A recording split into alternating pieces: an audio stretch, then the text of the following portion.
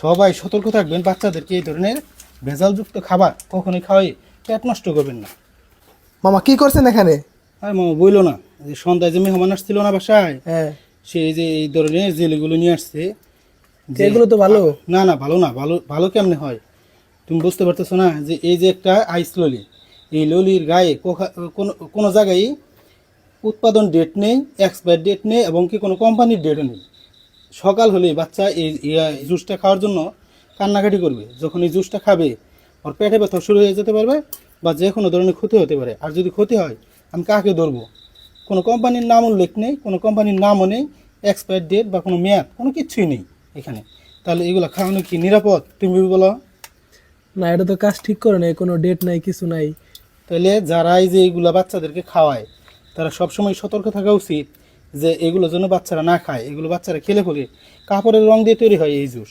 আর এই জুস যদি বাচ্চাদেরকে খাওয়ান, সেই ক্ষেত্রে আপনার বাচ্চা দ্রুত অসুস্থ হয়ে যাবে, পেটে ব্যথা শুরু হবে। এই যে দেখেন কত সুন্দর লোভনীয় একটা জিনিস, এটা যে কোনো বাচ্চা দেখলে কান্নাকাটি করবে নেওয়ার জন্য।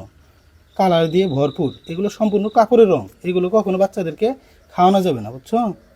তাই যদি কখনো দেখো যে বাচ্চাদের জন্য এগুলো কেউ নিয়ে আসছে, সাথে সাথে এগুলো নষ্ট করে দিবা, বাচ্চাদেরকে খাওয়াবা না। দেখো এই যে কী রকম পিচ্ছিল পদার্থ বের হচ্ছে এগুলো থেকে। এই জন্য রাত্রে এগুলো নষ্ট করে ফেললাম, যাতে সকাল হলে করে বাচ্চারা দেখলে তখন আর তুমি তাদেরকে ফেরাতে পারবে না, তারা কান্না করবে। দেখো কী পরিমাণ রং, লাল টকটকে, দেখছো? রংগুলো তো বের হয়ে যাচ্ছে। একদম লাল টকটকে রং, এগুলো সম্পূর্ণ কাপড়ের রং। ফুড কালার যেগুলো আছে, যেগুলো দিয়ে করা হয়, খাবার তৈরি করা হয়, এই কালার না কিন্তু, এগুলো কাপড়ের রং দেবে না। কাজে সবার সতর্ক থাকা উচিত।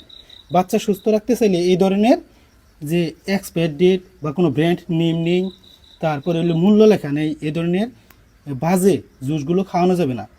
তুমি খেয়াল করে, এটা 5 টাকা, 5 টাকায় কখনোই এখানে আমের জুস পাওয়া যাবে না। এটা 5 টাকা, এটার ভিতরে যে পরিমাণ জুস থাকে 5 টাকায় কখনো আমের জুস এতটুকু পাওয়া যাবে না। আর এই আমের জুসের কালার কখনো এরকম ঘন হবে না, আমের জুস মূলত পাতলা থাকবে। দেখছো কি একটা অবস্থা, এই ভয়াবহ অবস্থা। এটা দেখেও সকাল হয়তো কান্না করতে পারে। কাজে এগুলো একদমই বাজে অবস্থা। একদমই বাজে অবস্থা, এগুলো কোনো চিহ্ন বাসায় রাখা যাবে না। সবাই সতর্ক থাকবেন, বাচ্চাদেরকে এই ধরনের ভেজালযুক্ত খাবার কখনোই খাওয়াই পেট নষ্ট করবেন না। এগুলো যেন আপনারা বাচ্চাদেরকে না খাওয়ান।